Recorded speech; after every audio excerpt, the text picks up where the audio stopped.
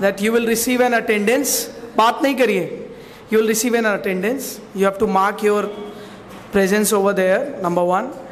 There are two sessions today. First is on Pandit Deendayal Upadhyay's Integral Humanism, and after a short break of 30 minutes, then another section on Pandit Jawaharlal Nehru, the architect of modern India, will take place around 1:30, I guess. So I would request all of you to be there in that session also, because the speaker which is going to come is also a very renowned and a very famous one. You probably heard of him. His name is Dr. Shubhneet Kaushik. He has written a lot about Pandit Jawaharlal Nehru, and in this contemporary world we have seen a lot of discussions taking place here and there about him.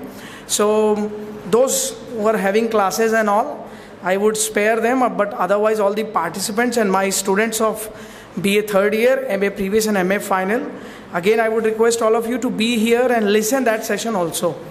A very good afternoon everyone, and welcome to the 5th day of National Workshop on Indian Political Thinkers and their Contemporary Relevance. On behalf of Department of Political Science, I extend a very warm welcome to our chief guest today, Professor T.P. Singh, who is Professor in Department of Political Science, Banaras Hindu University, and sir is also holding Pandit Deendayal Upadhyay Chair. Welcome to DAV PG College, sir. I also extend a very warm welcome to my colleagues and all the participants here. Today, we are on the 5th day of the journey of intellect, exploration and collaboration. We started with Kautilya's view on statecraft. Then we discussed on Pandita Ramabai's views on education and gender.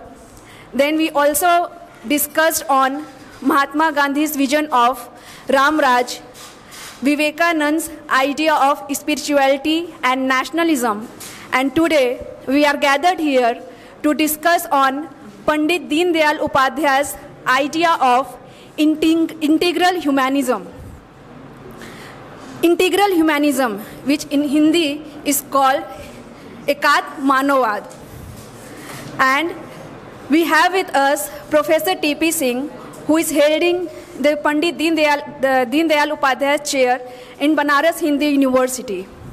To begin with, I would request sir and my colleagues to kindly lighten the lamp and do the garlanding of the statue of Ma Saraswati.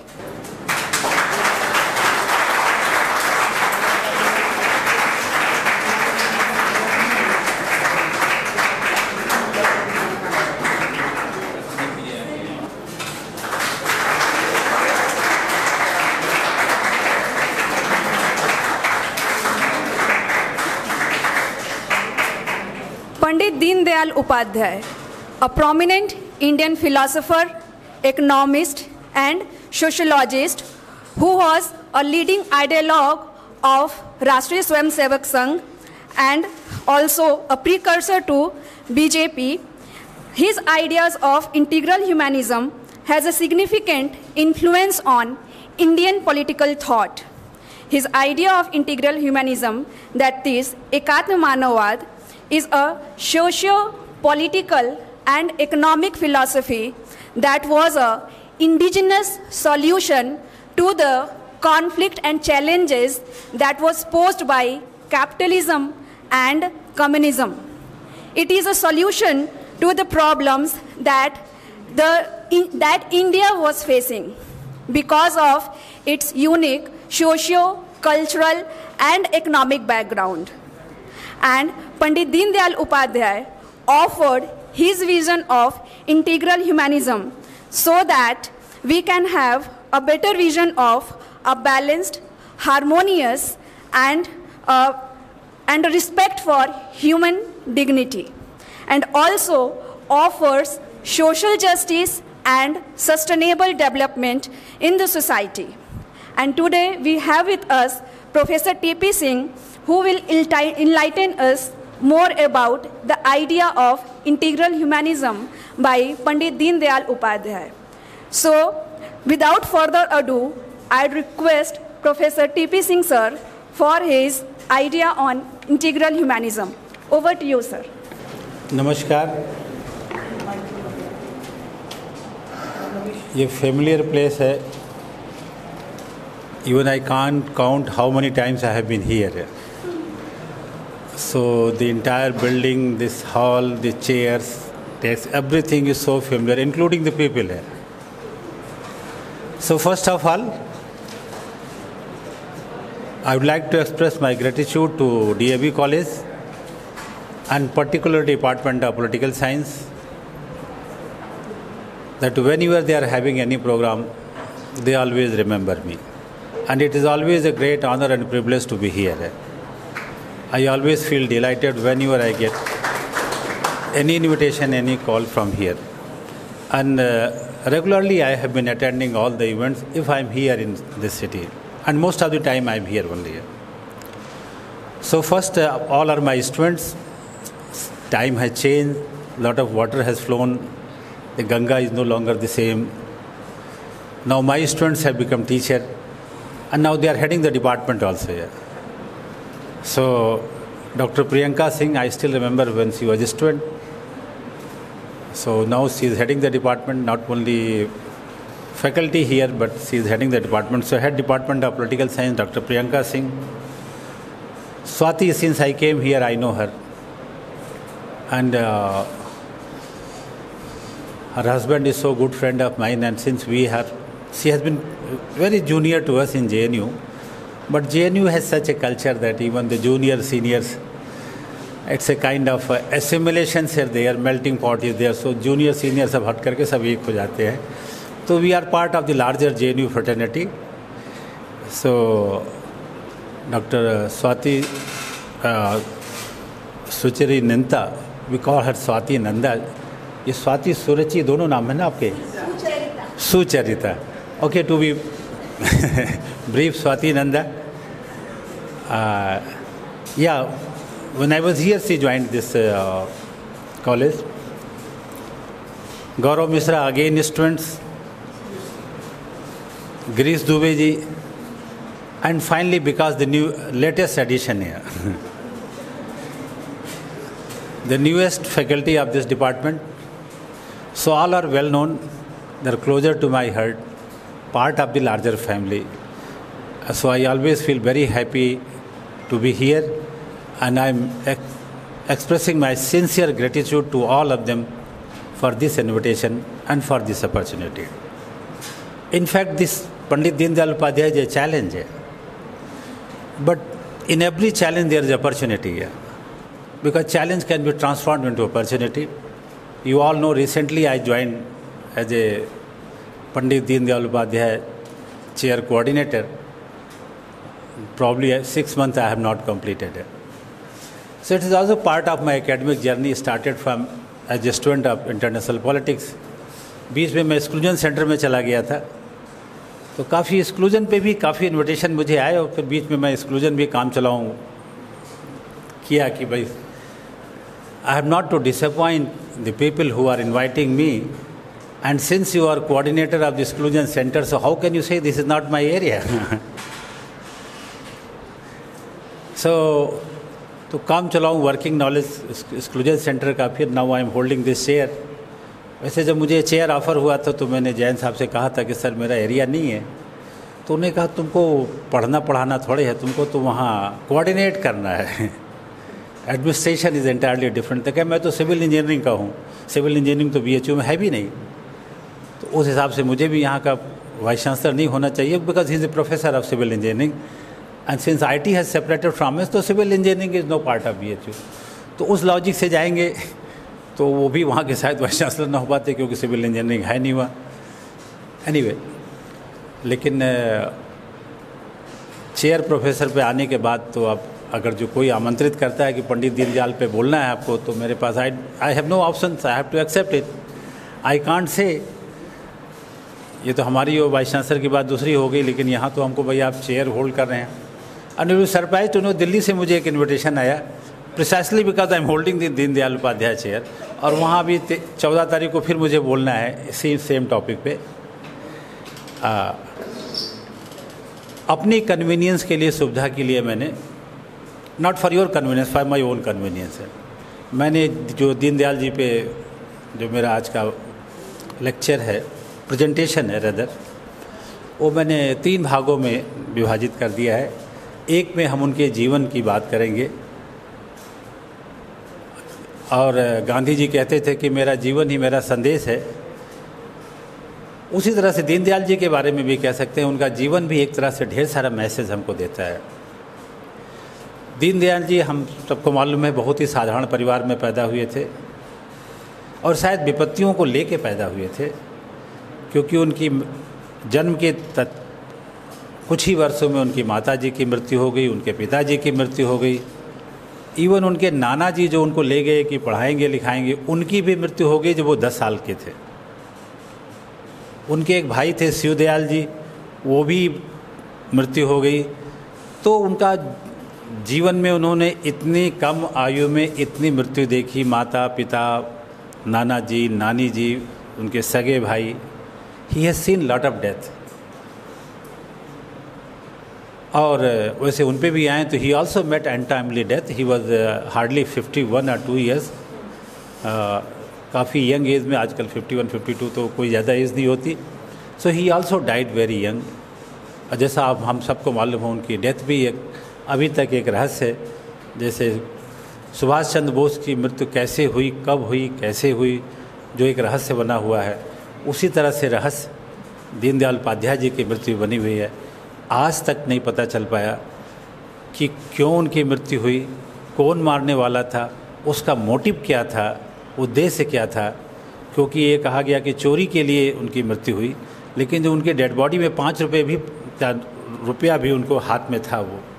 तो he was holding the currency of 5 rupees. 5 rupees का आज value नहीं है, लेकिन मेरा ख्याल 1968 में उसकी मूल्य रही होगी कुछ। तो चोर चोरी करने आए तो 5 रुपया क्यों उनके पास छोड़ गया, वो भी ले जाता है। तो वो जो थेफ्ट वाला आ रहा है एंगल, वो भी कुछ समझ में नहीं आ रहा है। एक लोबो उसमें सीबीआई के चीफ थे, वो उनकी डेथ को इन्वेस्टिगेशन के लिए दिया गया था। लोबो आज probably moving in the right direction, लेकिन वो लोबो को भी हटा दिया गया और इन्वेस्टिगेशन दूसरे को दे दिया गया। अब उसके पीछे भी क्या है, डीप स्टेट है, कॉन्स्पिरेसी है, क्या है, वेरी डिफ़िकल्ट टू से।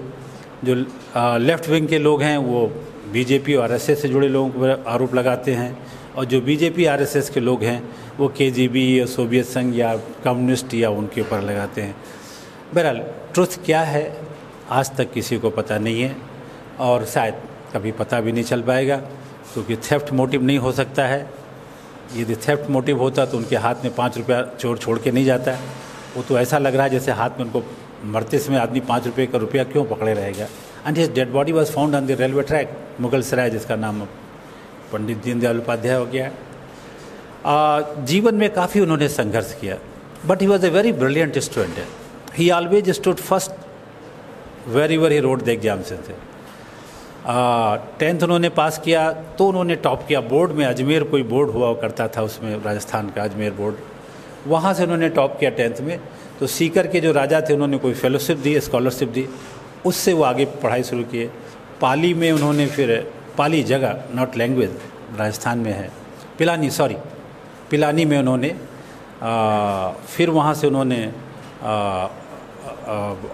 इंटरमीडिएट पास की। वहाँ फिर वो फर्स्ट आए, गोल्ड मेडलिस्ट थे, टॉपर थे। उनको फिर बिरला की तरफ से उनको फिर फेलोशिप दी गई, और फिर वो जो है सनातन धर्म कॉलेज कानपुर आ गए। वहाँ से उन्होंने बीए किया। एमए के लिए उन्होंने सेंट जॉन्स में इंग्लिश लिटरेचर में उन्होंने एडमिशन लिया।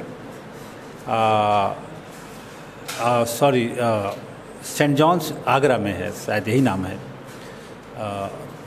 तो वहाँ वो पढ़ ही रहे थे। एमए प्रीवियस में पास किए, फिर भी टॉपर थे वहाँ, लेकिन कुछ पढ़ाई से उनका मन कुछ, मतलब ही फेल्ट डिसअपॉइंटेड, क्या he lost interest in formal education. तो उन्होंने सेकेंड ईयर नहीं किया, छोड़ के चले गए। और उसी बीच में वो संघ के संपर्क में आ गए थे। तो संघ के संपर्क में आके फिर उन्होंने निर्णय लिया। उसी समय उन्होंने एडमिनिस्ट्रेटिव एग्जाम्सन भी लिखा, and since he was a very good student, तो एडमिनिस्ट्रेटिव एग्जाम्सन में भी वो अच्छा किए।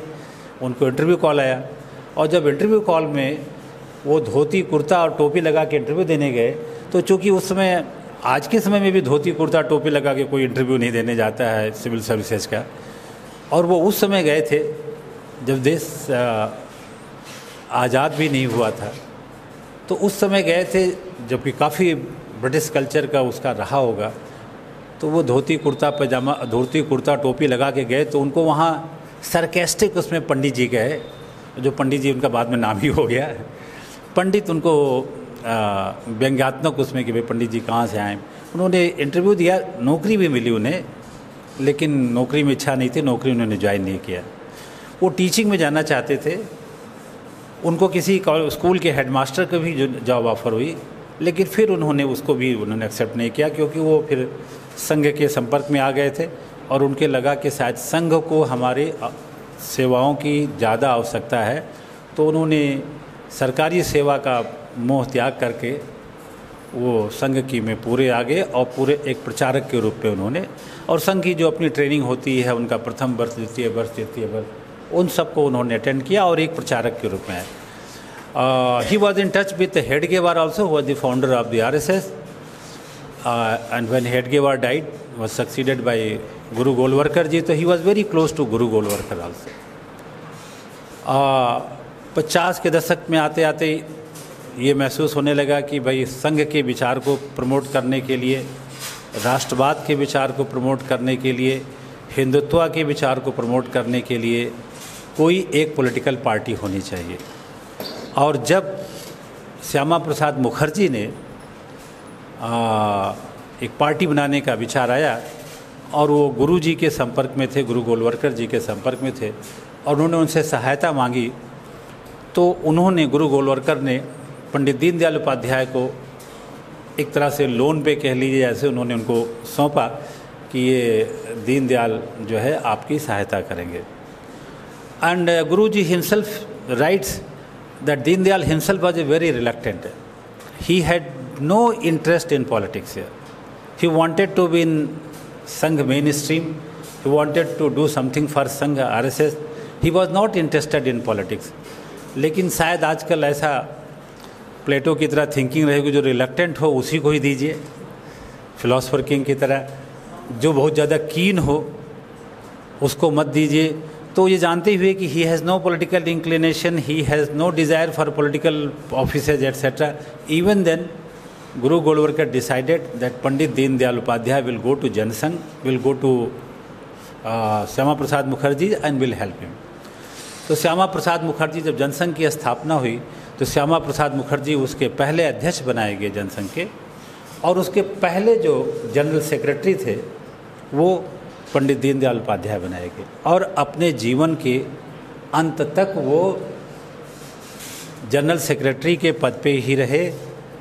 श्यामा प्रसाद मुखर्जी की मृत्यु के उपरांत उनको अध्यक्ष बनाया गया, लेकिन अध्यक्ष के रूप में शायद 2 महीना भी अपना वो पूरा नहीं कर पाया, शायद 45-46 दिन अध्यक्ष के पद पे रहने पे उनकी हत्या हो गई, मृत्यु हो गई, तो ज़्यादा वो अध्यक्ष नहीं रहे। लेकिन जनरल सेक्रेटरी के रूप में उन्होंने जनसंघ के काफ़ी काम किया, और भारतीय जनता पार्टी जो भी है जिस रूप में, या जनसंघ जिसमें था, उस जनसंघ को इस्टेब्लिश करने के, उसकी आइडियोलॉजी को तय करने की, उसकी ड्राफ्टिंग करने की, कि उसकी आइडियोलॉजी क्या होगी, उसका मैनिफेस्टो क्या होगा, उसकी क्या फ़िलॉसफी होगी, ये सब का पूरा जिम्मेदारी एज ए जनरल सेक्रेटरी के रूप में पंडित दीनदयाल उपाध्याय जी ने ही किया। और उनके इन्हीं कार्यों से इतने ज़्यादा प्रभावित थे श्यामा प्रसाद मुखर्जी जी कि उन्होंने कहा, जो कि आजकल बहुत फेमस हो गया है, इट इज़ ऑफन कोटेड, कि यह यदि हमको 2 दीनदयाल मिल जाते तो भारत का पूरा हम राजनीतिक परिदृश्य चेंज कर देते। कि तो मतलब इतना ज़्यादा, एक दीनदयाल से तो उन्होंने इतना किया कि 2 दीनदयाल होते तो पूरा जो इंडिया का पॉलिटिकल फेस था वो चेंज कर देते। ऐसा जो है श्यामा प्रसाद मुखर्जी ने दीनदयाल जी के बारे में कहा। तो इस तरह से तो इनकी जीवन रही। जीवन के बाद हम उनके कार्यों पे आते हैं, फिलॉसफी पे आते हैं, मेनली आइडियाज़ पे आते हैं, जो आपका मुख्य विषय है इंटीग्रल ह्यूमनिज्म में। दीनदयाल जी की समस्या थी, कई लोग समस्या, एक बात में, आप दीनदयाल जी और महात्मा गांधी काफ़ी एक दूसरे के करीबी हैं, क्योंकि महात्मा गांधी ने भी अपने सभी विचार भारतीय परंपरा, भारतीय प्रथा, भारतीय उससे लिए। महात्मा गांधी के विचारों पर पाश्चात्य उन्होंने अध्ययन जरूर किया, लेकिन जो कुछ भी उन्होंने ग्रहण किया वो सब अपनी भारतीय प्रथा परंपरा से। महात्मा गांधी से भी आगे जा कर के दीनदयाल जी ने भी जो भी उनकी अपनी संकल्पना थी, कंसेप्ट थे, थियरी थे, थ्योरेटिकल फ्रेमवर्क था, जो कुछ था, उन्होंने भारतीय ज्ञान परंपरा से, भारतीय जो सांस्कृतिक परंपरा रही, धार्मिक परंपरा रही, ज्ञान परंपरा रही, वहीं से उन्होंने सब ये जो इंटीग्रल ह्यूमनिज्म की जो बात होती है, अब इंटीग्रल ह्यूमनिज्म के बारे में कंसेप्ट आया कहाँ से? तो मैंने जो लिटरेचर सर्वे किया उसमें दो विचार मिले। एक जगह मिला कि 1921 में जो है लाल बाल पाल वाले जो बिपिन चंद्र पाल थे, उन्होंने इंटीग्रल ह्यूमनिज्म शब्द का पहली बार प्रयोग किया। ये एक रेफरेंस में। और दूसरा जो है, अभी हम लोगों ने BHU में काफ़ी बड़ा दीनदयाल चेयर के अंतर्गत जैकस मेरिटन एंड दीनदयाल उपाध्याय की इंटीग्रल ह्यूमनिज्म पे काफ़ी बड़ा सेमिनार किया था, हम लोगों ने कॉन्फ्रेंस किया था।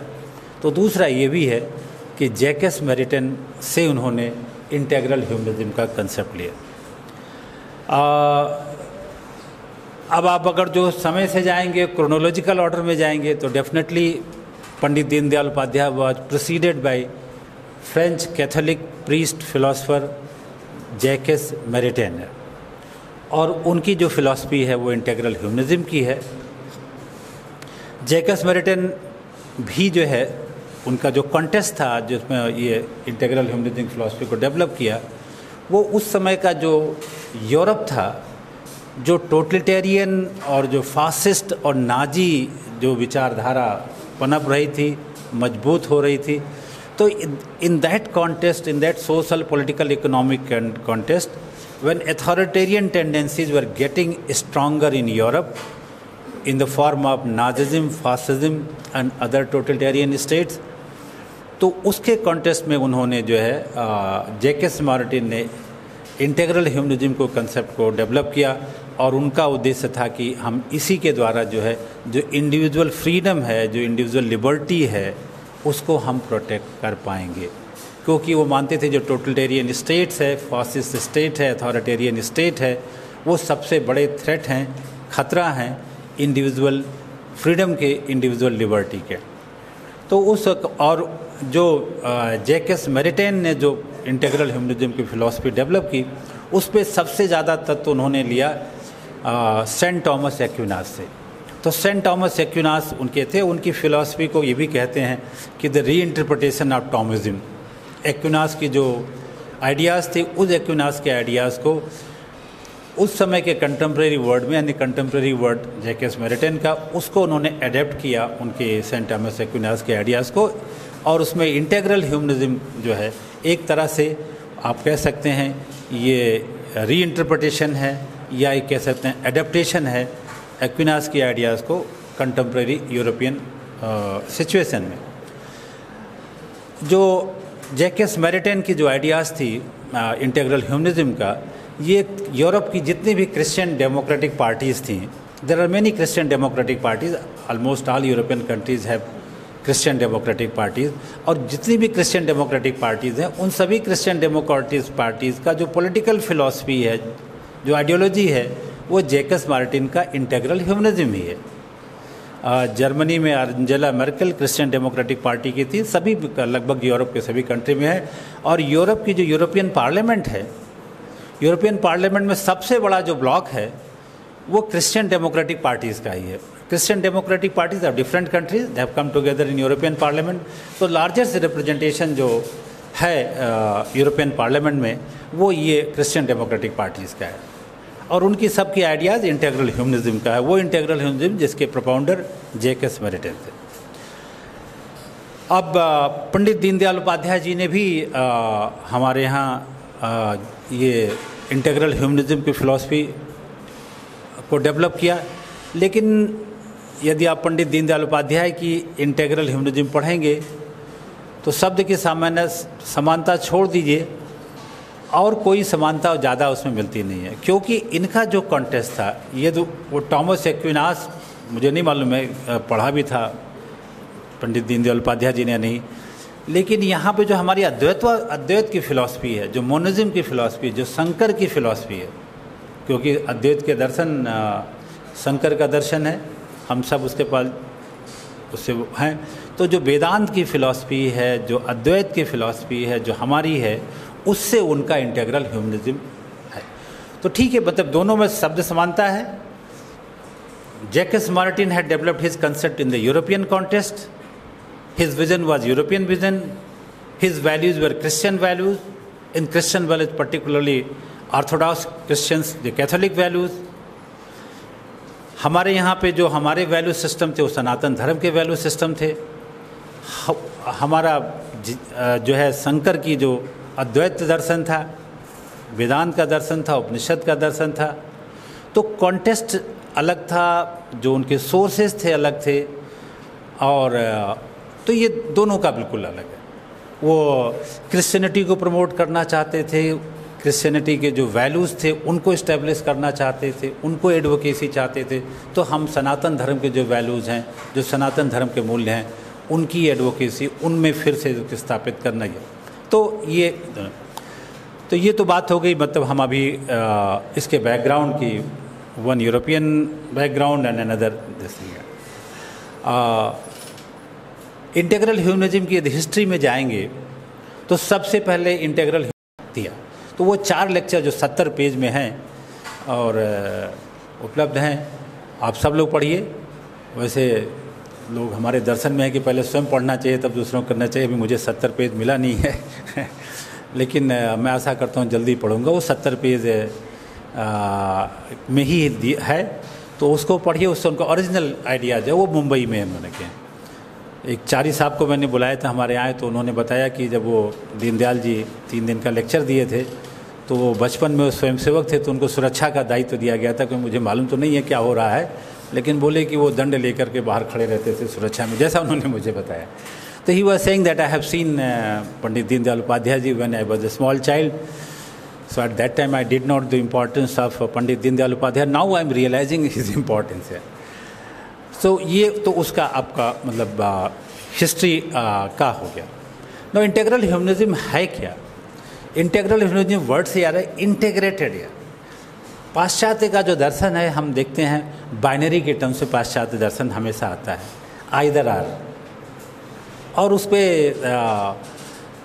एक माओ का भी कंसेप्ट थियरी ऑफ अपोजिट, कि शायद अपोजिट ना हो तो दूसरा समझ में नहीं आता है, यदि ऊंचा ना हो तो नीचा समझ में नहीं आएगा, यदि कड़वा ना हो तो शायद मीठा समझ में नहीं आएगा, यदि मीठा ना हो तो कड़वा समझ में नहीं आएगा।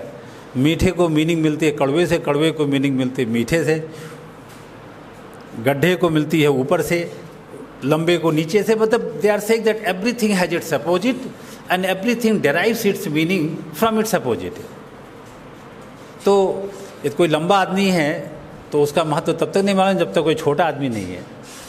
तो एक जो टॉलर पर्सन है, he gets its meaning from the smaller person, और स्मॉलर पर्सन भी वो टॉलर के उसमें। तो एवरीथिंग हैज़ इट्स अपोजिट, जो उनका थियरी अपोजिट माओ जेडुंग का है। और लोग वेस्टर्न फिलॉसफी में भी बाइनरी की बात हर जगह होती है। आप देखिए, उसमें एक तरफ एम्पिरिकल है तो दूसरी तरफ नॉर्मेटिव है, एक तरफ डिस्क्रिप्टिव है तो प्रेस्क्रिप्टिव है, एक तरफ थेसिस है तो एंटीथेसिस है। हम थेसिस एंटीथेसिस नहीं, हम केवल सिंथेसिस की बात करते हैं। वेस्ट में सिंथेसिस की बात होती है तो सिंथेसिस भी during the course of time thesis हो जाता है, जो फिर एंटीथेसिस को जन्म देता है। तो that has been not our argument. हमारे यहाँ मतलब थेसिस पे ही फोकस था, इंक्लूजन पे था, इंक्लूसिव पे था, बाइनरी डिवीज़न का नहीं था। वेस्ट ने हर चीज़ को अलग अलग पार्ट में करके जो है उसको समझने की कोशिश किया। तो वेस्ट का जो है यहाँ पे दीनदयाल जी का या जो भारतीय चिंतन है उसमें सब कुछ को टोटलिटी में, instead of atomistic view, they subscribe to the holistic view. Holistic view में ऐसा नहीं सब कुछ है, मतलब सब हैं, पार्ट हैं, but they all are integrated with each other and they constitute one whole. So even if different atoms are there, different elements are there, different तत्वs are there, तो ये सभी तत्व एक तो बार तो एक तत्व अलग अलग हैं, लेकिन ये सभी तत्व एक दूसरे से जुड़े हुए हैं. तो we can't see them, examine them, analyze them, and we can't explain them, understand them by isolating with each other. Yeah. We have to bring them together, and we have to try to understand and explain in totality. Yeah. तो वो atomistic के बजाय holistic को support करते हैं, integration की बात करते हैं कि तो जो वर्ड इंटीग्रेशन आया है, और ये इंटीग्रेशन कई लेवल पे बात करते हैं. दीनदयाल जी का एक बहुत फेमस है जिसको अक्सर कोट किया जाता है, व्यष्टि, समष्टि, सृष्टि और परमेष्टि है. तो ये जो चारों हैं, व्यष्टि, समष्टि, सृष्टि और परमेष्टि, ये चार जो है. अच्छा, एक और बात भी है, ज़्यादातर दीनदयाल जी को पढ़िए या भारतीय चिंतन में तो सब चार ही आते हैं. अभी हम आगे बात करेंगे तो सब चार ही आएंगे. तो व्यष्टि मीन्स इंडिविजुअल, समष्टि मीन्स सोसाइटी, सृष्टि मीन्स यूनिवर्स, एंड परमेष्टि means you can say the almighty, the god, the supreme, जो भी वर्ड देना चाहें. So these four. तो ये जो चारों हैं, ये चारों अलग नहीं हैं, चारों एक दूसरे से जुड़े हुए हैं. और इन चारों को हमको व्यष्टि समझना है तो हमको समष्टि, सृष्टि, परमेष्टि भी समझना होगा, और हमको सृष्टि समझना होगा तो समष्टि और व्यष्टि और परमेष्टि भी समझना होगा. ये चारों जो हैं, इंडिविजुअल है, सोसाइटी है, यूनिवर्स है, अलमाइटी है, इन चारों में से किसी को समझना है तो we can't understand, we can't explain by isolating him from the remaining three है. So we have to understand, we have to explain by keeping all four together. लेकिन इसका मतलब ये नहीं कि चारों उसमें हैं. They are connected with each other, they are linked with each other, they are intertwined with each other, but they retain their distinct identity also.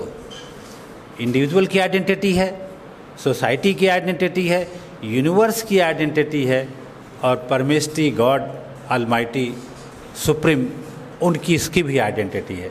तो सबकी डिस्टिंक्ट आइडेंटिटी भी है, सेपरेट आइडेंटिटी भी है, लेकिन सब एक दूसरे से इंटरलिंक्ड भी हैं, सब एक दूसरे से जुड़े हुए भी हैं.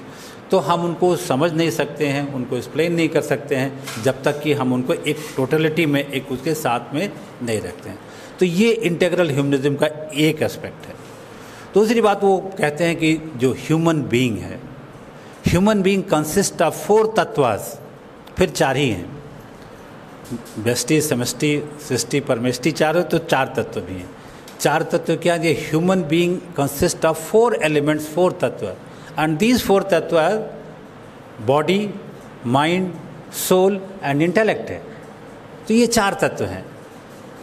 तो बॉडी शरीर, माइंड मस्तिष्क, सोल आत्मा, इंटेलेक्ट को क्या बोलेंगे, प्रतिभा. तो ये चार है. ये चार तत्व से मिलकर के मनुष्य बनता है. अब इन चारों तत्वों को हम मानव को तभी समझ सकते हैं जब हम इन चारों तत्वों को समझ लेते हैं. और किसी भी मानव में इन चार तत्व में कोई एक तत्व यदि अनुपस्थित है तो वो सही अर्थों में मानव नहीं है. सही अर्थों में मानव वो तभी है जब ये चारों तत्व एक साथ विद्यमान है, या कोई डोमिनेंस नहीं है. प्लेटो की जस्टिस में हम लोगों ने पढ़ा है, कोई प्री डोमिनेंट कैरेक्टरिस्टिक्स है, क्वालिटी है, चाहे वो रीजन का हो, चाहे एपेटाइट का हो, और चाहे वो स्पिरिट का हो, करेज का हो. तो प्लेटो जब ह्यूमन पर्सनालिटी की बात करता है, ह्यूमन सोल की बात करता है अपने थियरी ऑफ ट्रिपर्टाइट सोल में, तो वो डोमिनेंस की बात करता है कि one quality dominates others. Some का जो डिस्टिंग्विशिंग फीचर है वो उनका एपेटाइट है, they go to the working class. Some का जो डिस्टिंग्विशिंग फीचर है वो स्पिरिट है, करेज है, they go to the soldier class. And some का जो कुछ लोगों का जो डिस्टिंग्विशिंग फीचर है, जो प्री डोमिनेंट क्वालिटी उनके सोल का है, वो रीजन है, और वो जो है फिलोसफर किंग क्लास या रूलिंग क्लास पे जाते हैं. तो वहाँ पे डोमिनेंस की बात है, यहाँ कोई डोमिनेंस नहीं है। ये दीनदयाल जी जब ये बात करते हैं, या हमारी जो भारतीय दृष्टि है, जो हमारी भारतीय परंपरा की नॉलेज सिस्टम, यहाँ पे मतलब ऑल तत्व are important, they have their own meaning, they have their own significance and all are important, and there is no question of one dominating others और one getting subordinated to others. तो चारों तत्व जो हैं, body भी महत्वपूर्ण है, और इसलिए वर्ल्डली प्लेजर की भी बात कही गई है हमारे यहाँ। जो भी है बॉडी के, जो बॉडी प्लेजर हैं, भूख है, सब कुछ है। ये भी कहा गया भूखे भजन ने होए गोपाला, यानी खाली पेट जहाँ भोजन पे ही दिमाग है, भगवान की पूजा भी नहीं करने को हमारी बात की जाती है। तो जो बॉडली प्लेजर हैं, वर्ल्डली प्लेजर हैं, उनकी बात हमारे दर्शन कहता कि तो body is equally important, mind is equally important, mind का प्रशिष्टीकरण, उसका रिफाइनमेंट एट्सेट्रा, एजुकेशन, ट्रेनिंग, इनसे। और फिर आपका सोल है, आत्मा है, सोल का जो स्पिरिचुअल चीज़ें हैं, क्योंकि ये तो मेटेरियलिज्म में आ गया बॉडी का, लेकिन सोल जो है आपका स्पिरिचुअलिज्म में है। तो यहाँ पे जो है soul is equally important. So the point here the Pandit Deendayal Upadhyay ji is making कि ये चारों तत्व हैं, इन चारों तत्व में सामंजस्य होना चाहिए, चारों तत्व होना चाहिए, और जब इन चारों तत्व उपस्थित हैं तभी सच्चे अर्थों में मानव है। इन चारों में से एक अगर जो अनुपस्थित है तो टेक्निकली मानव हो सकता है, लेकिन सच्चे अर्थों में जो आदर्श मानव की बात करके नहीं हो सकता है। तो ये यहाँ पे इंटीग्रेशन ऑफ 4 तत्व, तो एक इंटीग्रेशन वो व्यष्टि, समष्टि, सृष्टि और परमेष्टि का है। दूसरा जो इंटीग्रेशन है वो बॉडी, माइंड, सोल और इंटेलेक्ट का है, 4 का। इसके बाद फिर हमारी जो दर्शन है, परंपरा है, उसमें जीवन के लक्ष्य बताए गए हैं, या जो objectives of the life, the goals of the life. उसमें जो चारों पुरुषार्थ हैं आपके, धर्म, अर्थ, काम, मोक्ष, तो ये सभी इम्पोर्टेंट है। इसमें से कोई ऐसा नहीं है कि आप अर्थ का भी अपना है, अर्थायाम की भी बात करते हैं। सो धर्म जो है आपका राइट कंडक्ट, अर्थ how to earn money, acquire money, काम दैट इज डिजायर, इच्छा, वर्ल्डली प्लेजर्स, वर्ल्डली डिजायर्स, और मोक्ष दैट इज साल्वेशन है। तो ये चार, ये इन चारों का समावेश, इन चारों का इंटीग्रेशन फिर उतने इम्पोर्टेंट जैसे और उसका। तो सबसे पहले आपका डिज़ायर्स है, तो डिज़ायर्स की फुलफिलमेंट की बात की गई है। हमारी परंपरा, हमारी दर्शन कहता है कि डिज़ायर्स जो हैं, मानव के जो डिज़ायर्स हैं उनको पूरा होना चाहिए। और ये भी कहा गया है कि जिन व्यक्ति की डिज़ायर्स नहीं पूरी होती वो प्रेतात्मा हो जाते हैं, फिर से जन्म लेते हैं, क्या क्या मोक्ष तभी मिलेगा जब सभी डिज़ायर्स ख़त्म हो गई होंगी, और मोक्ष अल्टीमेट गोल माना गया है। तो डिज़ायर्स का सेटिस्फैक्शन इम्पॉर्टेंट है और डिज़ायर्स का फुलफिलमेंट इम्पॉर्टेंट, लेकिन डिज़ायर्स के फुलफिलमेंट के लिए it has to be guided by the dharma. तो डिज़ायर्स के फुलफिलमेंट के लिए, डिज़ायर्स के रियलाइजेशन के लिए कोई अधर्म, गलत काम या जो अनइथिकल, इमोरल वो है उसमें नहीं इंडल्ज कर सकते हैं। You have to indulge in the right conduct, जो धर्म की बात है। तो जो काम है, डिज़ायर्स है, उसका फुलफिलमेंट की बात होती है, but it has to be achieve, it has to be realise under the guidance of dharma. धर्म से अलग होकर के इनका जो है फुलफिलमेंट डिज़ायर्स का नहीं होना है। तो हर धर्म है।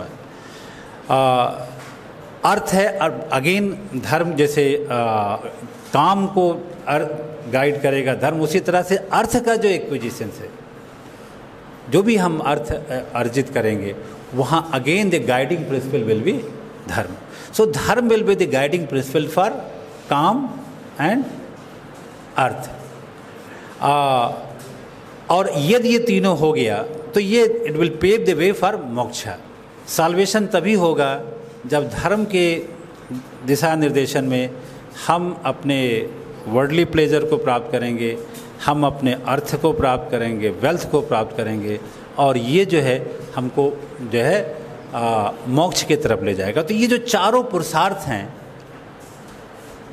या जो उनको लाइफ गोल कह सकते हैं, या ह्यूमन लाइफ के ऑब्जेक्टिव्स कह सकते हैं, तो ये चारों में फिर से जो है इंटीग्रेशन है। तो हम जब इंटेग्रल ह्यूमनिज्म की बात करते हैं तो उस इंटेग्रल ह्यूमनिज्म में इन चारों का इंटीग्रेशन भी जो है आता है। फिर उसके बाद हमारे यहाँ 4 आश्रम की बात की गई। 4 आश्रम, ब्रह्मचर्य, गृहस्थ, वानप्रस्थ और संन्यास। फिर ये इंटीग्रेटेड हैं चारों, वो फिर आइसोलेटेड नहीं है, अलग नहीं है, एलिनेट नहीं है। One is paving the way for others, और शॉर्ट सर्किट भी नहीं कर सकते हैं, जंप और भी नहीं कर सकते हैं। सभी आश्रम से गुजरना है, और सभी आश्रम एक दूसरे से जुड़े हुए हैं। सभी की अपनी कोई डिस्टिंग्विशिंग फीचर है, लेकिन ये नहीं है कि एक कंप्लीट सेपरेशन है। वो जो सीमलेस ट्रांजिशन बोलते हैं वो है, ब्रह्मचर्य से सीधे गृहस्थ, गृहस्थ से वो। तो ये जो आश्रम हैं हमारे चारों, ये चारों भी दूसरे से जुड़े हुए हैं, ये सभी इंटीग्रेटेड। तो जब इंटेग्रल ह्यूमनिज्म की बात की जाती है तो इंटेग्रल ह्यूमनिज्म में ये सभी जो है इंटीग्रेटेड हैं। चारों पुरुषार्थ, चारों आश्रम, और फिर हमारी जो चतुर वर्ण आश्रम है, हाँ, चतुर्वर्ण धर्म आश्रम, फिर 4 ही है। ब्राह्मण हैं, क्षत्रिय हैं, वैश्य हैं और शूद्र हैं। फिर इस सब में ऑर्गेनिक यूनिटी है। जैसे जिनकी हम पहले बात की उन सब में जैसे ऑर्गेनिक यूनिटी है, उसी तरह से ऑर्गेनिक यूनिटी इन चारों जो वर्ग हैं, हम इनको मार्सियन सेंस में क्लास नहीं कह सकते हैं, क्योंकि क्लास तो हमेशा इकोनॉमिक कैटेगरी होती है, लेकिन जो वर्ण है वो इकोनॉमिक कैटेगरी नहीं है। मतलब it is a more social, cultural, अगर जो बहुत ही खोज के ज़बरदस्ती तो इकोनॉमिक डायमेंशन भी हो सकता है। तो ये जो 4 वर्ण आश्रम हैं, ये चारों जो है मिल करके एक ऑर्गेनिक यूनिटी का निर्माण कर, जहाँ सब एक दूसरे से जुड़े हुए हैं। समाज का निर्माण ये चारों वर्ण आश्रम, और उसमें कोई छोटा बड़ा की बात नहीं है। वैसे उसमें ये किया गया है जहाँ कास्ट के उसमें कि ब्रह्मा के मस्तिष्क से ब्राह्मण आ गए, और उसके भुजाओं से क्षत्रिय आ गए, उसके उदर से बनिया वैश्य आ गए, और उसके थाई से जो है शूद्र आ गए। तो उसमें एक ह्यूमन बॉडी में जो है किसी को ज़्यादा इम्पोर्टेंस दी गई है, लेकिन सभी में ऑर्गेनिक यूनिटी है। यदि हाथ ना हो तो मस्तिष्क काफ़ी पंगु हो जाएगा, पैर ना हो तो पूरा शरीर क्या करेगा। तो ऑल आर इक्वली इम्पॉर्टेंट है।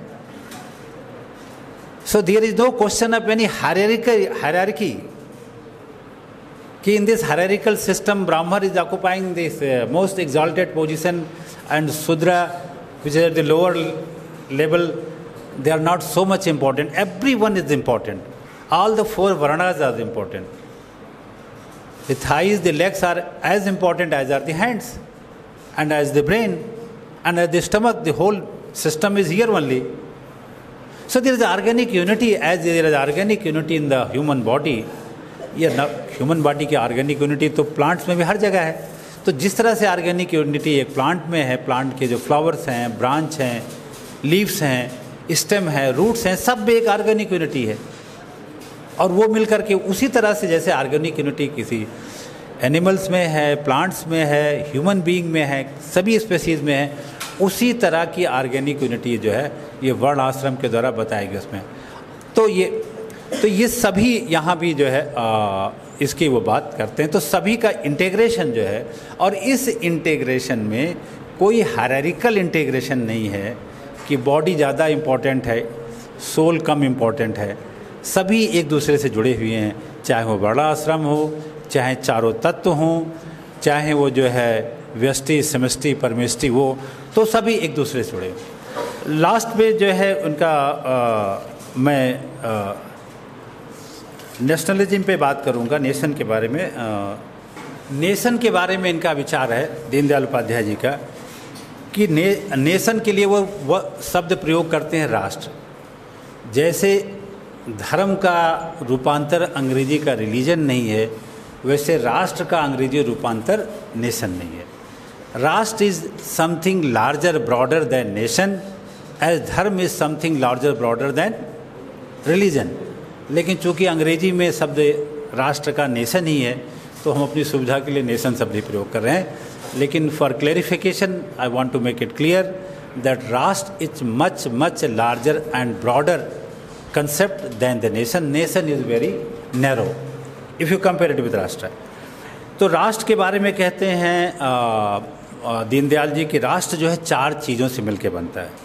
पहली वो बात करते हैं लैंड एंड पीपल, व्यक्ति, नागरिक और जमीन। तो land and people is the first requirement for a nation, land and people, और इसको वो कंट्री बोलते हैं। Land and people come together constitute a country, और इस कंट्री को बोलते हैं ये विजिबल है, कॉन्क्रीट है, you can see it with the naked eyes, you can feel it, you can identify it.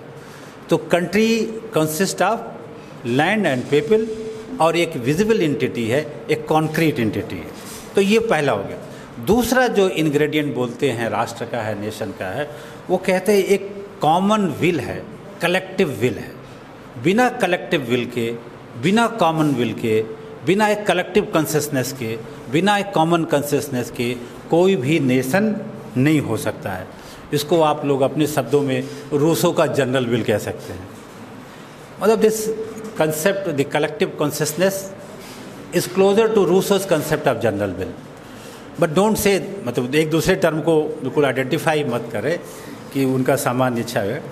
तो ये दूसरा रिक्वायरमेंट है राष्ट्र के लिए, land and people first, that he calls country. Second is the common consciousness और common will.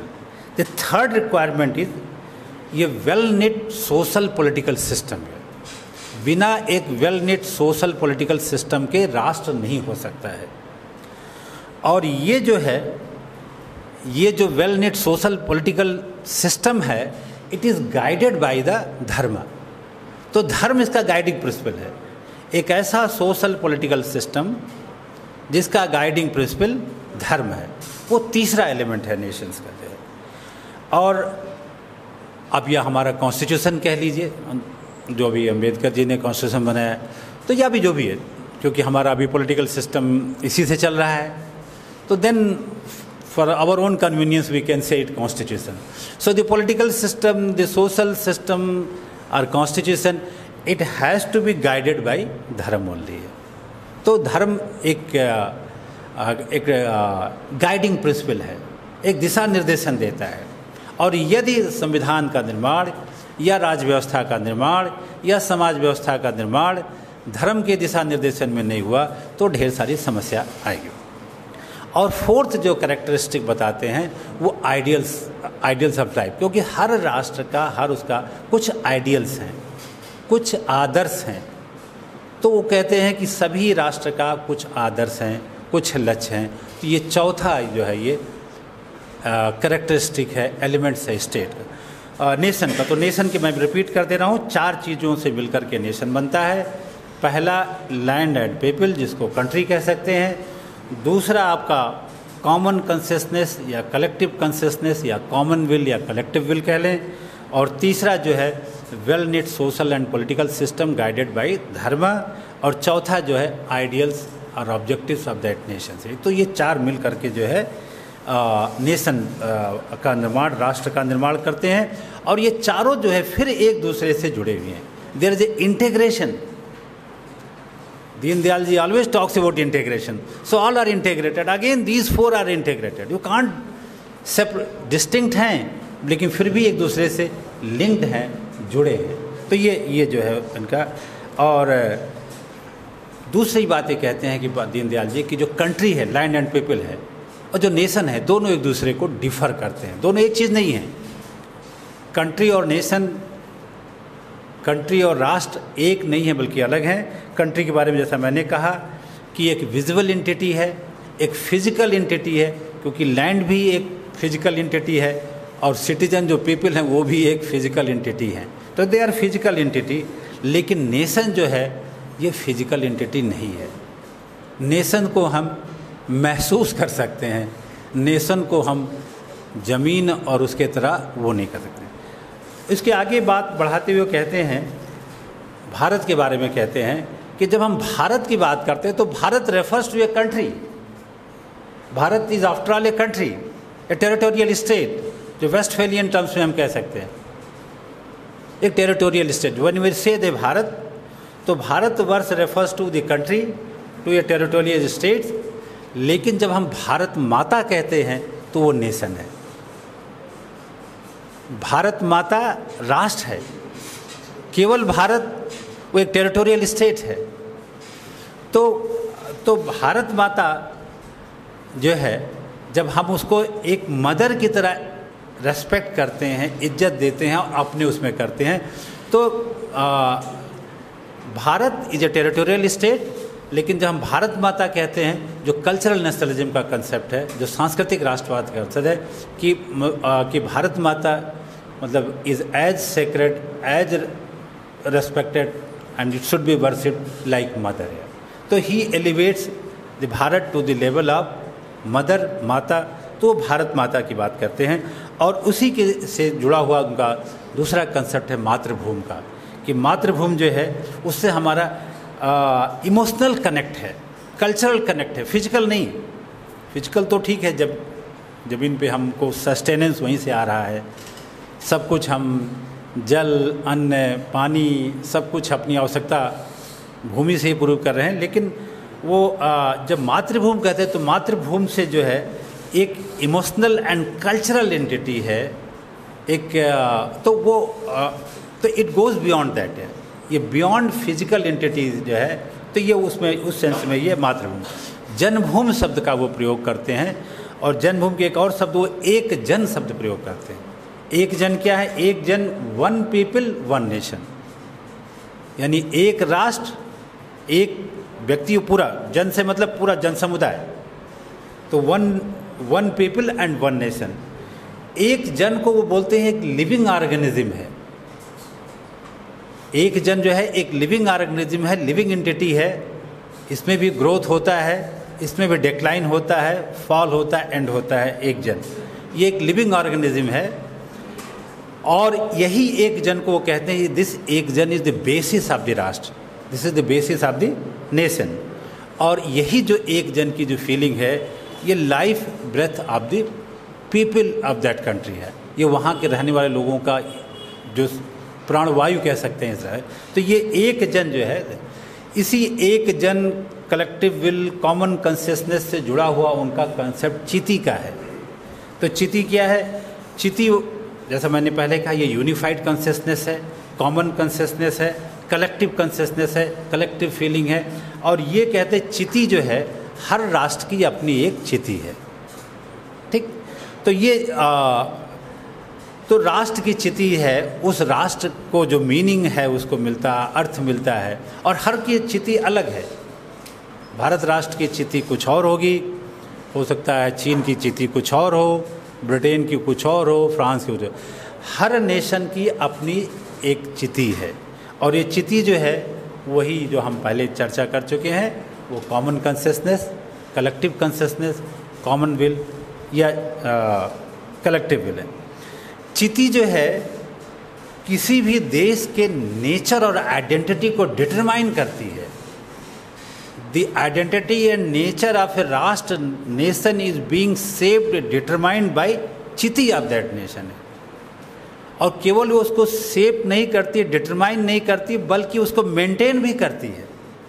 तो chiti is so important concept in Deendayal's philosophy. So chiti determines, shapes, nurtures the nature and identity of a rashtra, of a nation है। और खाली उसको create नहीं करती है, बल्कि उसको मेंटेन भी करती है। तो चिति इज सो इम्पॉर्टेंट। और चिति जो है किसी भी नेशन को, chiti provides power and energy to a nation है।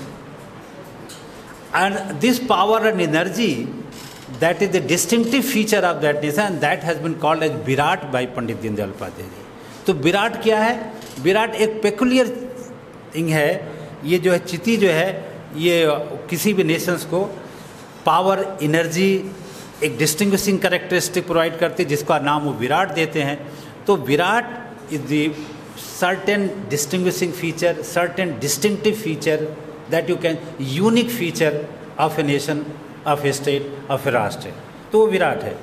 और विराट जो है किसी भी राष्ट्र की जो असमिता है, जो उसकी आइडेंटिटी है, उसको प्रोटेक्ट करने का काम विराट करता है. यदि विराट ना हो तो उसकी जो आइडेंटिटी है, उसका जो नेचर है, वो डिस्टार्ट हो जाएगा.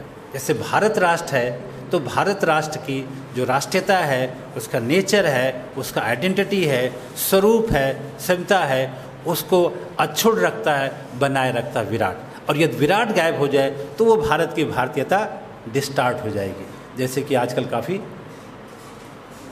डिस्टार्ट हो गई है. कई बार देखने को मिलता है, छोटा बच्चा माँ से कहता है कि मुझे टॉफ़ी चाहिए, तो माँ बोलती है अंग्रेजी में बोलो तो मिलेगा. इससे डिस्टार्शन है. बच्चा तो खाली उसको टॉफ़ी मिठाई को चाहिए, लेकिन माँ का डिमांड है कि अंग्रेजी में मांगोगे तभी मिलेगा. सब जो हो रहा है, नहीं मतलब हम ये देख के बेन एग्जाम्पल. सब डिस्टार्शन हमारे अपने कल्चर में, वैल्यू सिस्टम में है. और प्रॉब्ली मैकाले इसी को ख़त्म करना चाहते थे, जिन्होंने कहा कि हम ऐसे शिक्षा व्यवस्था लाना चाहते हैं जहां वो खाली अपने शरीर से, चमड़ी से भारतीय रहेंगे, शेष उनकी थिंकिंग, उनका व्यवहार, उनका सब कुछ जो है अंग्रेज़ों की तरह रहेगा और अंग्रेजी टेस्ट के हो जाएंगे. एनीवे, तो विराट जो है यहाँ महत्वपूर्ण है कि वो किसी राष्ट्र की राष्ट्रीयता को, उसकी जो डिस्टिंक्टिव फीचर है, उसकी जो यूनिकनेस है, उसको बना के रखता है. और फिर आगे वो बोलते हैं कि किसी राष्ट्र, कोई राष्ट्र तभी प्रोग्रेस करेगा, तभी डेवलप करेगा और अपनी जिसके ग्लोरी है, उसके शिखर पे पहुंचेगा, तब जब चिति और विराट दोनों एक्टिव हैं. When Chiti and Virat both are active in any Rashtra, only then that Rashtra can progress, can develop and can reach to its glory. कोई भी राष्ट्र अपने शिखर पर तभी पहुंचेगा जब विराट और चित्त दोनों उस राष्ट्र में सक्रिय रहेंगे. और यदि चिति और विराट डॉर्मेंट हो गए हैं, इनएक्टिव हो गए हैं, तो वो राष्ट्र जो है डिक्लाइन करेगा, फॉल करेगा और शायद वो राष्ट्र इतिहास के गर्त में हमेशा, भाई हमारे यहाँ कहा गया है ना, रोमा मिट गए, और भी क्या मुझे याद नहीं है वो इकबाल की लाइन, कुछ बात है हस्ती हमारी मिटती नहीं. तो ये चिति और विराट हैं जो हमारी हस्ती को मिटने नहीं दे रहा है. शायद रोमा और जो भी दूसरे हैं, मेसोपोटामिया, इजिप्ट, मिस्र, जो भी हैं, इकबाल की लाइन मुझे याद नहीं है, मुझे सब रटना पड़ेगा, याद करना पड़ेगा, भूल जाता है, बार बार ज़रूरत पड़ती है इन सब की. तो ये जो चिति और विराट जब तक हमारे हैं, तब तक ये हमारी अस्तित्व मिटने वाला भारत की भारतीयता अक्षुण्ण रहेगी. और शायद यही रहा है, शायद ये चिति और विराट ही रहा है जो हम इतने सालों तक दिल्ली सल्तनत, मुग़ल साम्राज्य, अंग्रेज़ों का, इस सब के बावजूद भी चूँकि चिति और विराट हमारी सक्रिय थी, तो हमारी सभ्यता, हमारी संस्कृति, हमारा सनातन धर्म आज भी अक्षुण्ण है और शायद आगे रहेगा. डेमोक्रेसी की बात करें, इलेक्शन आ गया इसलिए इसके बात करना ज़रूरी है. तो डेमोक्रेसी के बारे में जो हमारी दीनदयाल जी का मानना है कि डेमोक्रेसी का जो इसेंस है वो डिबेट है. तो debate is the essence of democracy. और दीनदयाल जी उपनिषद का है या क्या है ये बताएंगे. शुभम वादे वादे जायते तत्वबोधा, वेद से है. हाँ, तो वादे वादे जायते तत्वबोधा, through continuous dialogue one can reach to the truth. तो यहाँ पे he is underlining, underscoring the importance of debate, the discussion in democracy. And here Deendayal ji say that it is the essence of democracy. और ये कहा कि ये जो है हमारे वेदों से सबसे विश्व का प्राचीनतम ग्रंथ लिखा गया ग्रंथ वेद ही है। तो उस प्राचीनतम ग्रंथ में ये बात लिखी कि वादे वादे जायते तत्वबोधा, through continuous dialogue we can reach to the truth. तो ये और फिर हमारे ही जो ऋग्वेद हैं, ट्रुथ जो है वन साइडेड नहीं है। ट्रुथ जो है there multi dimensional, truth is multifaceted है। सत्य के कई आयाम हैं, एक ही सत्य नहीं है। और इस बात को ऋग्वेद में कहा गया है, एकम सत्य विप्रा बहुधा वदंती है। Truth is one, but to reach to the truth there are different ways. Truth एक हो सकता है, लेकिन उसको कहने के तरीके या उसके पहुंचने के तरीके अलग अलग हो सकते हैं। तो ये सब जो है ये हमारी जो डेमोक्रेसी का डिस्कोर्स है, इसीलिए अभी प्रधानमंत्री ने कहा कि India is the mother of democracy, क्योंकि ये सब बातें हमारे ऋग्वेद काल में, वेद काल में, जब ये सब और शेष विश्व को पता भी नहीं था इन सब के बारे में, तब ये हमारे यहाँ प्रैक्टिस हो रहा था। और इस हमारे वेदों में, ऋग्वेद के ऋचाओं में ये सब लिखा हुआ है। तो वहाँ से तो डेमोक्रेसी के बारे में जो है दीनदयाल जी का मानना है कि जो डेमोक्रेसी हो वो हमारी अपनी डेमोक्रेसी हो, जो हम वेस्टर्न डेमोक्रेसी लाएँ। क्योंकि दीनदयाल जी ने आज़ादी के 17 वर्ष पश्चात ये इंटीग्रल ह्यूमनिज्म का कंसेप्ट डेवलप किया था। और वो दीनदयाल जी उस समय 17 साल की जो हमारे इंडियन पॉलिटिकल सिस्टम के जो पोस्ट इंडिपेंडेंट देश था, उसकी जो फंक्शनिंग थी, कार्यप्रणाली थी, उससे बहुत ज़्यादा असंतुष्ट थे। उनका ये मानना था कि नेहरू दो व्यक्ति थे जो भारतीय परंपरा से जुड़े हुए थे, उनका मृत्यु हो गई थी। एक तो गांधी थे जो भारतीय व्यवस्था परंपरा को अपनाए रखने की बात करते थे, पंचायती राज की बात करते थे। गांधी को खुश करने के लिए director principle of state policy में पंचायत राज को कर दिया, जो कि आना नहीं था, बहुत दिन के बाद आया। तो गांधी के जितने विचार थे वो director principle of state policy में, उनको व्यवहार में नहीं लाया गया। तो गांधी की भी मृत्यु हो गई। दूसरे सरदार पटेल जो भी भारतीय परंपरा की बात, उनकी भी मृत्यु हो गई। नेहरू अकेले हो गए। तो नेहरू ने पूरा वेस्टर्न मॉडल को ही उन्होंने यहाँ पे लाने का कोशिश किया, लाया भी। और नेहरू पे कोई चेक एंड बैलेंस नहीं था, क्योंकि चेक एंड बैलेंस जो महात्मा गांधी और सरदार पटेल का हो सकता था, सरदार पटेल की भी जल्दी मृत्यु हो गई, गांधी की भी हत्या हो गई। तो दोनों लोग नहीं थे जो नेहरू को रिस्ट्रेन कर सकते थे। तो ये जो है यहाँ उस कॉन्टेस्ट में तो जो वेस्टर्न मॉडल ऑफ डेमोक्रेसी था, उससे दीनदयाल जी बिल्कुल प्रसन्न नहीं थे। जैसे कि शायद गांधी असंतुष्ट रहते या जीवित रहते, उसी तरह से दीनदयाल जी भी नहीं थे। लेकिन फिर भी डेमोक्रेसी को not this western model of democracy, India की पंचायत राज या अपने की जो परंपराओं पर है, वो डेमोक्रेसी की बात वो करते हैं। दूसरी अर्थ आयाम की बात करके हम ख़त्म करेंगे। टाइम भी काफ़ी हो गया है कि है समय। दीनदयाल जी स्वदेशी के बहुत बड़े समर्थक थे। गांधी की तरह वो भी स्वदेशी के ही पक्षधर थे। दूसरा जो है विकेंद्रीकरण के, तो स्वदेशी एंड विकेंद्रीकरण, सेल्फ रिलायंस एंड डिसेंट्रलाइजेशन, ये उनके अर्थ आयाम के सबसे महत्वपूर्ण होते हैं। अब अर्थ आयाम में उन्होंने एग्रीकल्चर और इंडस्ट्री, कृषि और उद्योग दोनों को बराबर महत्व दिया है। और इंडस्ट्रियल डेवलपमेंट के लिए जो है उन्होंने 7 यम की बात की है। ये 7 यम है, मैं जस्ट रीड आउट कर दे रहा हूँ। Man, material, machine, market, money, motive and management. These are the 3-7 M of any industrial policy of India। इन 7 में अब वो इंटीग्रल ह्यूमनिज्म में वो आगे बोलते हैं कि इंटीग्रल ह्यूमनिज्म ओवरऑल डेवलपमेंट की बात करता है।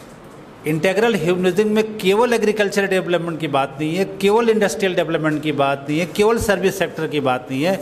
वो इकॉनमी के जितने भी एस्पेक्ट्स हैं, जितने भी डायमेंशंस हैं, जितने भी पहलू हैं, सभी के इंटीग्रेटेड ऑल राउंड डेवलपमेंट की बात करते हैं। तो आप जो ब्रॉडर उसमें लेंगे आप इंटीग्रल ह्यूमनिज्म के ब्रॉडर फ्रेमवर्क में, तो इकॉनमी के जितने भी एस्पेक्ट्स हैं, industry, agriculture, service sector etcetera, उन सब का प्रॉपर बैलेंस डेवलपमेंट होगा तब तो इसकी बात ये करते हैं। और फिर वो कहते हैं कि जो डेवलपमेंट है, डेवलपमेंट जो है social, political, economic and spiritual development, ये चारों डेवलपमेंट एक साथ होने चाहिए। इनमें भी इंटीग्रेशन है। तो social development, political development, economic development and spiritual development, all these 4 development has to happen together and in balanced way. Lastly individual, society, state and nation, इन सब का एक साथ इंटीग्रेटेड वे में ऑल राउंड डेवलपमेंट होना है। एक को इंडिविजुअल का development at the cost of society, society का development at the cost of individual, या स्टेट या नेशन का। तो सभी चारों का डेवलपमेंट जो है एक साथ होना है। और फाइनली वो कहते हैं कि integral humanism aims at bringing harmony in the interest of individual, society, universe and almighty. इन चारों में हार्मोनी लाना, उनमें सामंजस्य स्थापित करना, उसमें एकात्म स्थापित करना, उसमें ये जो है इंटीग्रल ह्यूमनिज्म का अल्टीमेट ऑब्जेक्टिव है। To bring the harmony, number 1 individual, number 2 society, उसको आप व्यष्टि समष्टि में भी कह सकते हैं, एंड सृष्टि या universe and supreme. So there has to be bring कोई कन्फ्लिक्ट ऑफ इंटरेस्ट नहीं है इन सब। लास्टली मैं चूँकि इन्वायरमेंट की बात बहुत ज़्यादा हो रही है, उसे करें कि इन्वायरमेंट में चूँकि वेस्ट में मैन वर्सेज नेचर की बात की गई है। मैन वर्सेज स्टेट शायद हर्बर्ट स्पेंसर की किताब का नाम है, मैन वर्सेज स्टेट, ये हर्बर्ट स्पेंसर की किताब है। तो मैन वर्सेज स्टेट की बात उन्होंने हर्बर्ट स्पेंसर ने की। ढेर सारे इन्वायरमेंट वाले मैन वर्सेज नेचर की बात करते हैं। तो ये मैन वर्सेज नेचर और मैन वर्सेज स्टेट, इसके जो है बियॉन्ड जाने की बात ये इंटीग्रल ह्यूमनिज्म करती है, पंडित दीनदयाल उपाध्याय करते हैं। और ये कहते हैं कि जो है जब तक हम जो है और ये कि ह्यूमन बीइंग और नेचर में कोई डायकोटमी नहीं है, ह्यूमन बीइंग और नेचर में कोई एंटीथेसिस नहीं है, कोई वर्सेस की बात नहीं है, कोई बनाम की बात नहीं है। मैन और नेचर दोनों एक दूसरे से जुड़े हुए हैं और एक दूसरे पर डिपेंडेंट हैं। नेचर सर्वाइव करेगा तो मैन सर्वाइव करेगा, मैन सर्वाइव करेगा तो नेचर है। So both are getting, man is getting sustenance from the nature है। तो यहाँ वर्सेस के बजाय वो एक साथ लाने की बात करते हैं। और जो कॉन्फ्लिक्ट की बात करते हैं, जो वेस्टर्न फिलॉसफी में जो पाश्चात्य दृष्टि है, जहाँ मनुष्य और प्रकृति, व्यक्ति और प्रकृति या व्यक्ति और उसमें जो संघर्ष या विरोध की बात करते हैं, तो उसमें उसके जो है एक साथ लाने की बात करते हैं। ये दीनदयाल जी स्वीकार करते हैं कि इंडिविजुअल जो है एक फोकल पॉइंट है, एक सेंट्रल पॉइंट है। इंडिविजुअल व्यक्ति जो है एक सेंट्रल पॉइंट है, फोकल पॉइंट है हमारे डिस्कोर्स का, इन्वायरमेंट के डिस्कोर्स का। तो इन्वायरमेंटल डिस्कोर्स का मैन केवल सेंट्रल पॉइंट है, फोकल पॉइंट है, ओनली पॉइंट नहीं है, सोल पॉइंट नहीं है। तो जो एंथ्रोपोसेटिज्म के जो वेस्टर्न ये आर्गुमेंट था, उससे आए करते, वो कहते हैं कि man is important point but not the only point, not the sole point. मतलब दूसरे भी जो क्रीचर्स हैं इस यूनिवर्स में, ये पृथ्वी उनका भी उतना ही है जितना कि हमारा है, यद्यपि व्यक्ति महत्वपूर्ण हो सकता है। तो वो सभी के एक साथ लेके चल रहे थे। और उनके अंतिम की जो है, जो मैं इसी के साथ ख़त्म करूँगा, ये फिर ये बताएंगे शुभम कहाँ से लिया गया है, उपनिषद से है या वेदांत से है। जो हमारी फ़िलॉसफी है, जो दीनदयाल जी की फ़िलॉसफी है, वो सभी के वेलफेयर की बात करते हैं, सभी के सुख की बात करते हैं। और वो कहते हैं कि सर्वे भवन्तु सुखिना, सर्वे सन्तु निरामया, सर्वे भद्राणि पश्यन्तु, माँ कश्चित दुख भाग भवेत्। तो सभी के जो है, सभी के सुख की बात करते हैं, सभी को निरोग होने की बात करते हैं। और ये तभी होगा जब हमारा समाज, हमारी राज्य व्यवस्था, हमारी आर्थिक व्यवस्था, हमारी सामाजिक व्यवस्था जो इंटेग्रल ह्यूमनिज्म का दर्शन है, जो एकात्म मानववाद का दर्शन है, उससे अनुप्राणित होगी, उससे निर्देशित होगी। तभी जो है सभी सुखी रह सकते हैं और यहाँ कोई बनाम एक दूसरे का नहीं। Thank you so much. Sorry I have taken to this. Thank you so much, sir, for enlightening us with the ideas of Pandit Deen Dayal Upadhyay. And whenever I listen to sir, I just recall my college days when we used to attend the classes of sir. So thank you so much for once again taking me to the college days. And when we talked about Pandit Deen Dayal Upadhyay, maybe that he took this idea from Jacques Martin, but he truly Indianized that philosophy of integral humanism. And when we talk about integral humanism or the idea of nationalism or democracy, or for that matter environment, the idea of environment of Pandit Deen Dayal Upadhyay, he has always focused on the organic unity, and he truly particularized all his ideas with the peculiarities of Indian tradition. So thank you so much. Now it is a time for Q&A session. We'll be able to take only maximum 3 questions. So be very much precise in your questions. एक statement secularism को लेकर बोला था कि secularism Bharat की अपना पर हमला है। स्टेटमेंट उनका था। तो सर, जब भारत इतना विविधतापूर्ण देश है और वो हार्मनी की बात करते हैं, तो सर ये पॉसिबल कैसे है कि बिना सेक्युलरिज्म की ये इसमें सौहार्द है? देखिए, फिर हाँ बाइनरी के तरफ से हमेशा पाश्चात्य की बात होती है, church versus state, state versus church. तो सेकुलरिज्म जो आया वो complete separation of state with church. There is no relation between state and church and these two are separated. तो वो जो चर्च स्टेट कंट्रोवर्सी थी और चर्च स्टेट को अलग करने की बात की गई थी, उस कॉन्टेक्स्ट में सेकुलरिज्म का जो दर्शन है वो बड़ा।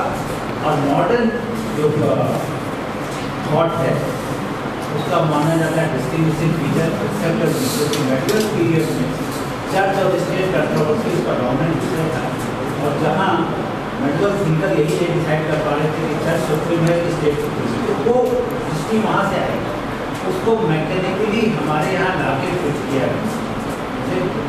उसके विद्या जी कहते हैं कि हर राष्ट्र की अपनी एक स्थिति होती है, उसका एक अपना विराट होता है, वो उसका डिस्टिंग्विशिंग फीचर है, उसका कैरेक्टरिस्टिक फीचर है, वो उसकी अपनी होती है।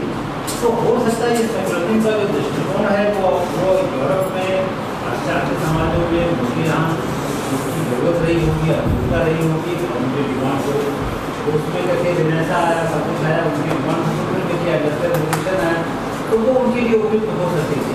लेकिन वो सेकुलरिज्म की फिलॉसफी हमारे यहाँ, क्योंकि हमारे यहाँ जो गांधी जो ही बात करते हैं, गांधी कहता है कि धर्म को बिल्कुल अलग कर देंगे तो राजनीति सेंट्रल हो जाएगी, राजनीति अनैतिक हो जाएगी, राजनीति मॉरल अनैतिकल क्या।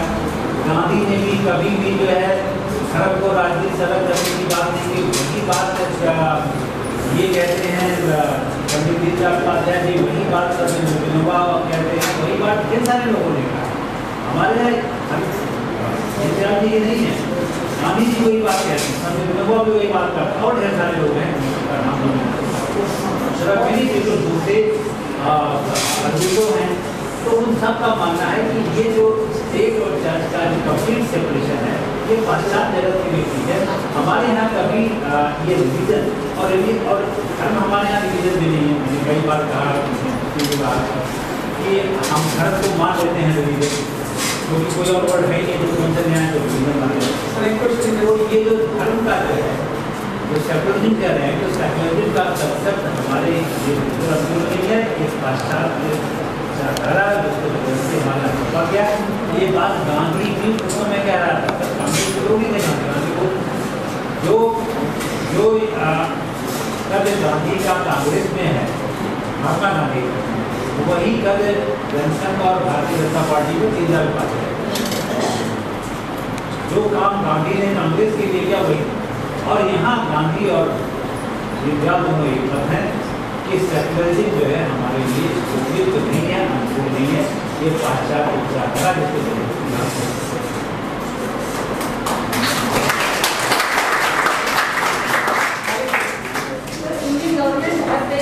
initiative to fulfill the objective of individual humanity.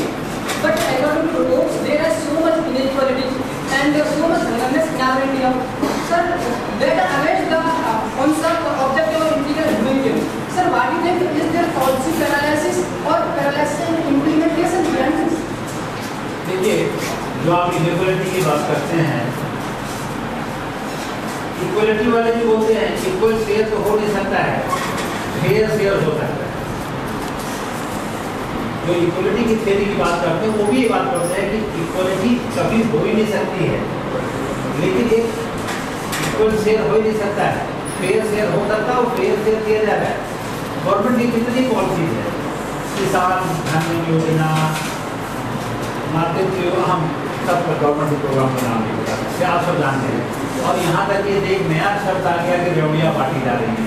ढेर सारे लोग हैं कि देश में कोई काम नहीं कर रहा है, 80 करोड़ लोगों को जो है मुफ्त में राशन दे दिया जा रहा है, कन्याओं के उनके खाते में जो पैसा आ जा रहा है, किसान सम्मान निधि कुछ उनके उसमें आ जा रहा है।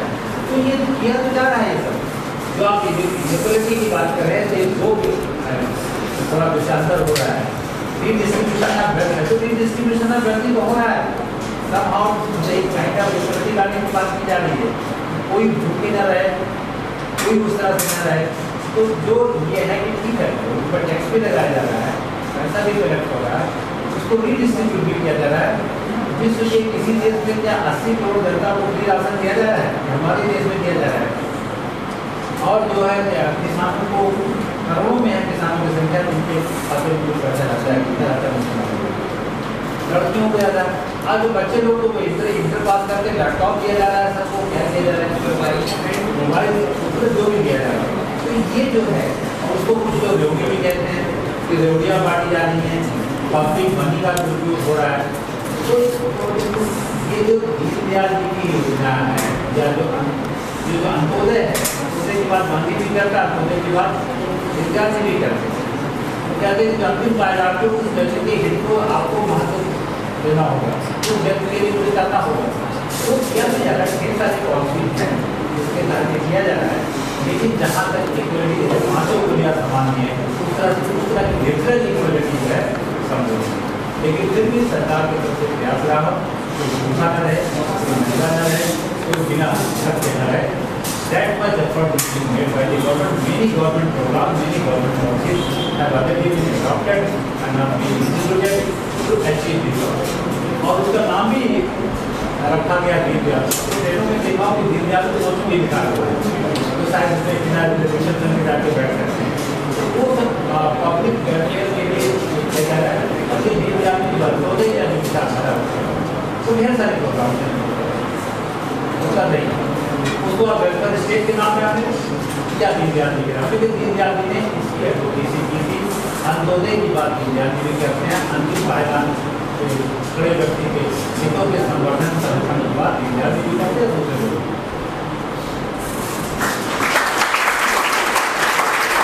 Thank you, sir.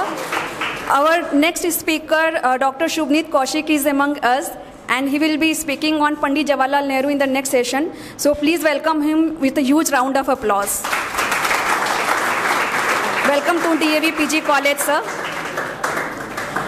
To formally end this session, I would like to request my senior colleague, Dr. Swachi Sucharita Nanda, to present formal vote of thanks. Thank you, Dr. Priyanka, head of our department.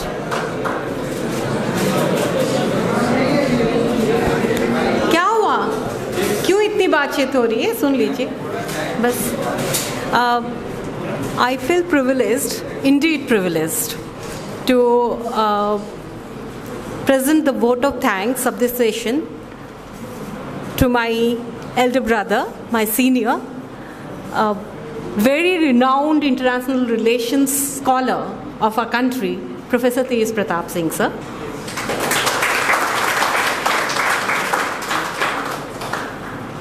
Sir is now, as he himself told you, he is the coordinator of the Deen Dayal Upadhyay Center of PHU these days.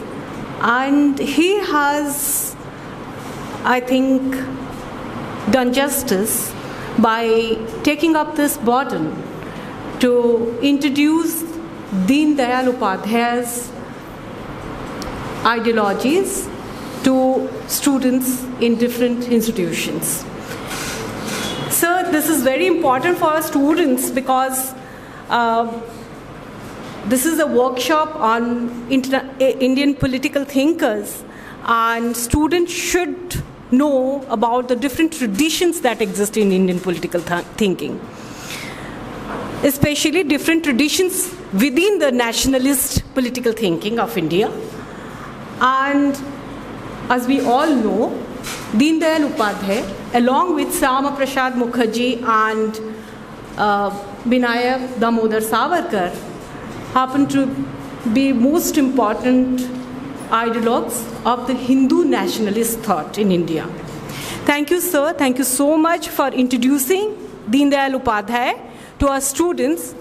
And we really are full of gratitude to you for that. Thank you so much for sparing your time for students. I also take this opportunity to thank all the faculty members of my own department, especially the organizing secretary of this workshop, Dr. Pratima, and other teachers, Dr. Bikash, Dr. Gaurav, Dubey sir. Also, my dear students from our department, from other departments of our college, and also the research scholars who could make it from Banaras Hindu University. I also take the opportunity to thank the media center of our college and also the college authorities who made it possible for us to hold this workshop. Thank you so much. Thank you.